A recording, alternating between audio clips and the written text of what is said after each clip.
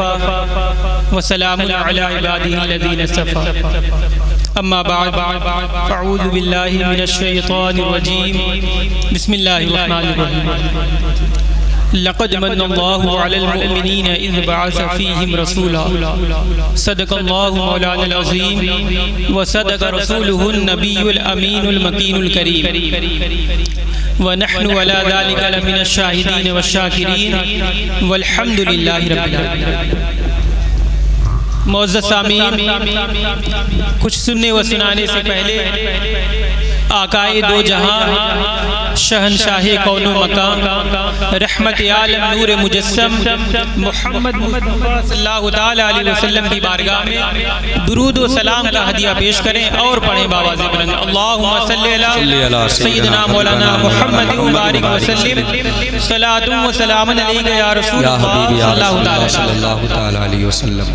معزز سامعین، ایک بہت بڑے محدث مفسر گزرے ہیں علامہ سہل تستیری رحمت اللہ تعالی. آپ ایک مقام پر ایک واقعہ نقل فرماتے ہیں. آپ بیان فرماتے ہیں کہ قیامت کے دن ایک عجیب منظر اللہ رب العزت جب حساب و کتاب لے رہا ہوگا، میزان پر عمل تولے جا رہے ہوں گے، تو کچھ تو ایسے ہوں گے کہ عمل ابھی گیا بھی نہیں ترازو پر کہ اللہ کی رحمت جوش میں آئی کہ لے جاؤ میرے بندے کو بنا حساب و کتاب کی جنت میں ڈال دو. کچھ تو ایسے ہوں گے کہ میزان عمل میں کچھ کم پڑ گیا تو اللہ رب العزت نے معاف فرما دیا. کچھ بندے ایسے ہوں گے کہ میزان عمل میں کچھ کم پڑ گیا تو اللہ رب العزت کسی دوسرے بندے کی نسبت سے معاف فرما دے گا کہ لے جاؤ میرا فلاں بندہ کہہ رہا ہے، اسے بھی معاف فرما دو.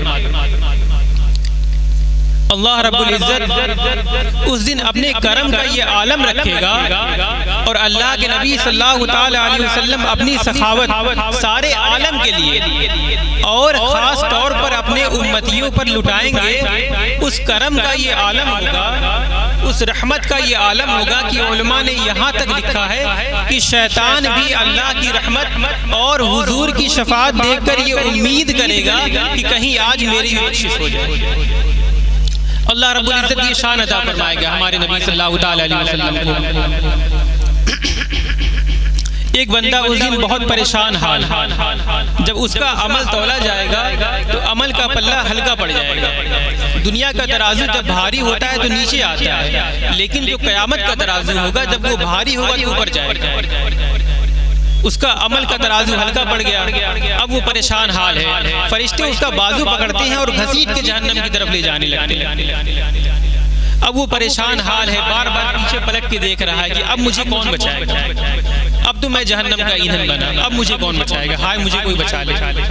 وہ پریشان حال، اتنے میں وہ کیا دیکھتا ہے کہ ایک موہنی صورت والے، ایک سفید لباس والے آنے والے آئیں گے اور فرشتوں کو کہیں گے رکو.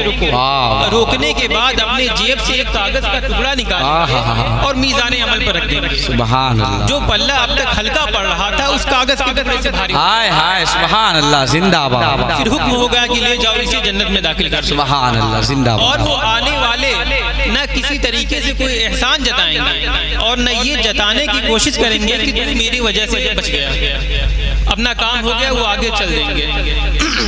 یہ بندہ دوڑتے ہوئے جائے گا، ان کا دامن پکڑ لے گا اور بولے گا کریم آپ ہیں کون، آپ نے مجھے بچا لیا، آپ ہیں کون، وہ کاغذ کا ٹکڑا کیا تھا. تو وہ آنے والی ذات کہے گی میں تیرا نبی ہوں جس پر تو درود پڑھا کرتا تھا، جو درود تو نے دنیا پر مجھ پر پڑھے تھے وہ مجھ پر امانت تھی، آج تجھ کو ضرورت تھی، میں نے تمہاری امانت میں واپس کر دی. اسی نیت سے ایک مرتبہ درود پاک پڑھ لے. اللہم صلی علی سیدنا مولانا محمد مبارک وسلم صلاۃ و سلام علیک یا رسول اللہ صلی اللہ علیہ وسلم. معزز سامعین، اللہ رب العزت قرآن مجید میں ارشاد فرماتا ہے وَأَمَّا بِنِعْمَةِ رَبِّكَ فَحَدِّثْ، کہ اللہ کی نعمتوں کا خوب خوب چرچا کرو.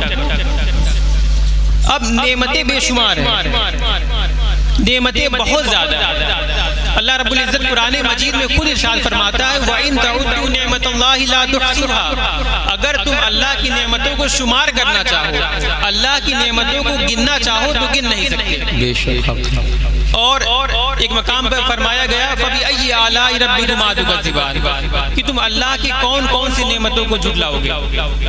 یعنی نعمتیں اتنی ہیں کہ اگر ہم ان نعمتوں کو گننا چاہیں، اسے شمار کرنا چاہیں تو ہم شمار نہیں کر سکتے. خود ہم اپنے وجود کے اندر دیکھ لیں، اپنے جسم کے اندر دیکھ لیں، ہمارے وجود کے اندر اللہ کی اتنی نعمتیں ہیں کہ یہ نعمتیں کوئی دوسرا دے ہی نہیں سکتا. یہ ہاتھ پیر کا چلنا اللہ کی کتنی بڑی نعمت ہے. یہ پلکوں کا جھپکنا، یہ منہ کے اندر لعاب کا بننا، تھوک کا بننا، یہ اللہ کی کتنی بڑی نعمت ہے. خود ہمارے وجود کے اندر اتنی بڑی نعمت ہے. اللہ رب العزت نے ہمیں زندگی دی ہے، ماں باپ دیے ہیں، اولاد دی ہے، اتنی ساری نعمتیں دی ہیں. اللہ رب العزت نے ہمیں بے شمار نعمتیں عطا فرمائی ہے، لیکن اللہ رب العزت نے کسی نعمت پر ہمیں احسان نہیں جتایا کہ بندے میں نے تمہیں ہاتھ دیا، میں نے تم پر احسان کیا، میں نے تم کو پیر دیا، میں نے تم پر احسان کیا. لیکن ایک نعمت ایسی ہے جو نعمت عظمیٰ ہے، جو سب سے بڑی نعمت ہے. اس نعمت کو جب اللہ رب العزت نے ہمیں دیا تو احسان جتایا. بے شک اللہ رب العزت نے جب ہمیں وہ نعمت دی تو اللہ رب العزت ارشاد فرماتا ہے لَقَدْ مَنَّ اللَّهُ عَلَى الْمُؤْمِنِينَ إِذْ بَعَثَ فِيهِمْ رَسُولًا. یعنی ہم نے مومنوں پر بڑا احسان کیا کہ انہیں ہمیں اپنا حبیب عطا کیا. یعنی اللہ کے نبی صلی اللہ تعالی علیہ وسلم کو جو اللہ نے ہمیں عطا کیا، یہ اللہ کی سب سے بڑی نعمت ہے. یہ ایک ایسی نعمت ہے جس کو دے کر اللہ نے ہمیں احسان جتایا ہے. اب جب اللہ رب العزت ہمیں کوئی نعمت دے تو ہمیں کیا کرنا چاہیے؟ جب بھی ہمیں اللہ رب العزت کوئی نعمت دے تو ہمیں اللہ کا شکر ادا کرنا چاہیے. نعمتیں کیسے بڑھتی ہیں؟ اللہ کا شکر ادا کرنے سے بڑھتی ہے. جب بھی آپ اللہ کا شکر ادا کریں گے وہ نعمتیں بڑھتی جائیں گی، اس نعمت میں اضافہ ہوتا جائے گا. تو نعمتیں بڑھتی کس سے ہیں؟ ایک مرتبہ اللہ کے نبی صلی اللہ علیہ وسلم نے صحابہ سے فرمایا کہ اللہ کی نعمتوں کو باندھ کر رکھو. صحابہ نے عرض کیا یا رسول اللہ صلی اللہ علیہ وسلم اللہ کی نعمتوں کو کیسے باندھ کر رکھو؟ تو اللہ کے نبی صلی اللہ علیہ وسلم نے عرض کیا کہ اللہ کی نعمتوں کا شکر ادا کرتے رہو، وہ نعمت تمہارے پاس نہیں جائیں گے. عارفین فرماتے ہیں، خاص طور پر حضرت جنید بغدادی رحمۃ اللہ تعالی عنہ سے یہ قول منسوب ہے، اور بھی بہت سارے مشائخ اعظام اس کو کوٹ کرتے ہیں. وہ فرماتے ہیں کہ اللہ کی نعمتوں کو شکر ادا کرنے کا طریقہ کیا ہے، اللہ کی نعمتوں کو شکر کیسے ادا کیا جائے. بس یہ بات اگر آپ آج سمجھ لیں تو سمجھ لیجیے آج کی رات کا تحفہ ہوگا. تو فرمایا گیا کہ شکر ادا کرنے کا طریقہ کیا ہے. شکر ادا کرنے کا تقاضا یہ ہے، طریقہ یہ ہے کہ اللہ نے ہمیں جو نعمتیں عطا فرمائی ہیں اسے کسی ایسے حکم میں استعمال مت کرو جس سے اللہ نے منع کیا ہے. یعنی اللہ نے اگر ہمیں کوئی نعمت دی ہے تو اسے کسی غلط کام میں استعمال نہ کرو. مثال کے طور پر جیسے اللہ نے ہمیں طاقت دی ہے، صحت دی ہے، تو ہم اس سے کسی کو پریشان نہ کریں، کسی کو ستائیں نہ. یہ اللہ کی نعمت کی ناشکری ہو گئی. اللہ نے ہمیں صحت دی ہے، مال دیا ہے، اولاد دی ہے، ساری نعمتیں اللہ نے دی ہے، تو اسے ہمیں صحیح راستے پر استعمال کرنا ہے، اللہ کی راہ میں استعمال کرنا ہے. اللہ نے ہمیں زبان دی ہے تو اس سے ہم اللہ کا ذکر ادا کریں. اللہ نے ہمیں کان دیا، یہ اللہ کی نعمت ہے، تو اس سے ہم اچھی چیز سنیں. اللہ رب العزت نے ہمیں آنکھ دیا ہے تو یہ اللہ کی نعمت ہے، اس کا حق یہ ہے کہ اس سے ہم اچھی چیز دیکھیں. یہ تو ساری چیزیں ہو گئی اللہ کی نعمت کو شکر ادا کرنے کا. لیکن جو سب سے بڑی نعمت ہے اس کا شکر کیسے ادا کیا جائے؟ جو اللہ رب العزت نے اپنے حبیب ہمیں عطا فرمایا ہے، اللہ کے نبی صلی اللہ تعالی علیہ وسلم کو ہمیں عطا کیا ہے اللہ تعالیٰ نے، اس کا شکر کیسے ادا کیا جائے؟ تو فرمایا گیا ان کی اطاعت کی جائے اور ان پہ درود پاک پڑھا جائے. سبحان اللہ، بہت اچھے. ان کی اطاعت کی جائے اور ان پہ درود پاک پڑھا جائے. بہت اچھے. حضرت علامہ اقبال سے پوچھا گیا، ان کا ٹائٹل ہے حکیم الامت. ان سے یہ پوچھا گیا کہ آپ کو اتنی مقبولیت کیسے ملی، اتنا دوام کیسے ملا؟ آپ جو بھی لکھتے ہیں آج جہاں بھی دیکھیے اقبال کا کلام، ڈاکٹر اقبال کا کلام ہر جگہ گونج رہا ہے. تو ان سے یہ پوچھا گیا کہ آپ کو اتنی مقبولیت کیسے ملی؟ اب جو علامہ اقبال نے کیا خوب بات کہی ہے، انہوں نے فرمایا کہ مجھے یہ تو نہیں پتا کہ معاملہ کیا ہے، لیکن میرا ایک عمل ایسا ضرور ہے جو مجھے لگتا ہے کہ یہ ساری چیزیں اسی کی برکت ہے۔ انہوں نے فرمایا کہ میں نے احمد مصطفیٰ محمد مصطفیٰ جان دو عالم صلی اللہ تعالی علیہ وسلم پر 1 کروڑ مرتبہ درود پاک کا نذرانہ پیش کیا۔ سبحان اللہ، یہ ساری چیزیں اسی کی برکت ہے۔ سبحان اللہ۔ اور دلائل الخیرات شریف، یہ درود شریف کی بہت بڑی معتبر کتاب ہے۔ اللہ کے بزرگوں کا قول یہی تھا، طریقہ یہی تھا کہ وہ جب صبح اٹھتے تھے قرآن پاک کی تلاوت کرتے تھے، اس کے بعد دلائل الخیرات شریف پڑھا کرتے تھے۔ بہت ہی معتبر کتاب ہے۔ اس کتاب کو جنہوں نے لکھا ہے ان کا نام محمد بن سلیمان الجزولی ہے۔ وہ خود فرماتے ہیں کہ میں نے اس کتاب کو کیوں لکھا۔ وہ فرماتے ہیں کہ ایک مرتبہ میں کہیں جا رہا تھا سفر پر، تو راستے میں نماز کا وقت ہو گیا، تو میں نے سوچا کہ وضو کر لوں اور نماز پڑھ لوں۔ تو ان کو ایک کنواں دکھائی دیا۔ جب وہ کنویں کے پاس پہنچے تو دیکھتے ہیں کہ نہ وہاں کوئی ڈول ہے، نہ کوئی بالٹی ہے، نہ کوئی رسی ہے جس سے وہ پانی نکال سکے اور وضو کر سکے۔ تو کافی دیر کے بعد ڈھونڈنے کے بعد جب انہیں کچھ نہیں ملا تو دیکھتے ہیں کہ چھت کے اوپر ایک بچی کھڑی ہے، قریب 6-7 سال کی ہوگی۔ اس نے ان کو سلام کیا اور پوچھا کہ کیا بات ہے، آپ پریشان کیوں ہیں؟ تو وہ فرماتے ہیں میں نے کہا کہ میں بالٹی ڈھونڈ رہا ہوں، کوئی ڈول ڈھونڈ رہا ہوں جس سے میں وضو کر سکوں۔ تو اس بچی نے پوچھا کہ آپ کا نام کیا ہے؟ تو انہوں نے کہا کہ میرا نام محمد بن سلیمان الجزولی ہے۔ اس بچی نے کہا آپ وہی مشہور بزرگ ہیں، آپ وہی مشہور بزرگ ہیں جن کا ہر جگہ چرچا ہے، ہر جگہ شہرت ہے۔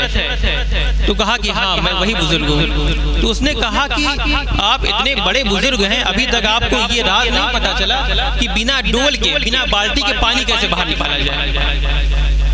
تو اس بزرگ نے کہا، محمد بن سلیمان نے کہا کہ یہ دنیا عالم الاسباب ہے، یہاں جو بھی کام ہوتے کسی نہ کسی سبب سے ہوتے، مجھے تو یہ نہیں پتا۔ تو بچی کہتی ہے کہ میں بتاتی ہوں۔ تو بچی نیچے آئی، آنے کے بعد کنویں کے پاس اپنا لعاب نکال کر اس کنویں میں ڈال دی۔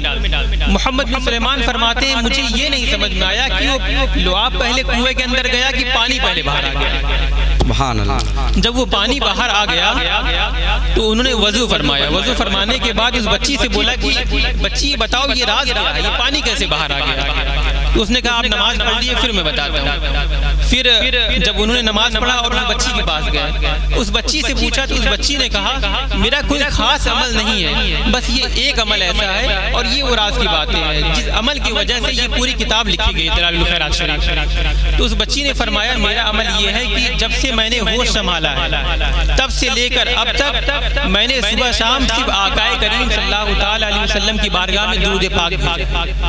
یہ وہ عمل ہے جس کی وجہ سے یہ پوری کتاب لکھی گئی۔ اور یہ بہت ہی معتبر، اور یہ درود شریف ایک ایسا عمل ہے، ایک ایسا وظیفہ ہے جس کا حکم خود اللہ رب العزت نے فرمایا ہے۔ اللہ رب العزت اپنے حبیب پاک صلی اللہ تعالی علیہ وسلم پر درود و سلام بھیجتا ہے اور فرشتے اللہ کے نبی صلی اللہ تعالی علیہ وسلم پر اللہ کے نبی صلی اللہ تعالی علیہ وسلم درود پاک بھیجتے ہیں، اور مومنوں کو حکم دیا گیا کہ وہ اللہ کے نبی صلی اللہ تعالی علیہ وسلم پر حکم بھیجیں۔ اگر کوئی مومن اللہ کے نبی صلی اللہ تعالی علیہ وسلم پر درود بھیجتا ہے تو وہ دائرے کرم میں شامل ہو جاتا ہے۔ اور یہ ایک ایسا عمل ہے درود پاک جو اللہ کے نبی صلی اللہ تعالی علیہ وسلم جو جیسی جو نعمت ہے اس کا شکر ادا کرنے کا طریقہ بھی ہے۔ استغفر اللہ ربی من کل ذنب و اتوب الیہ۔ السلام علیکم ورحمۃ اللہ۔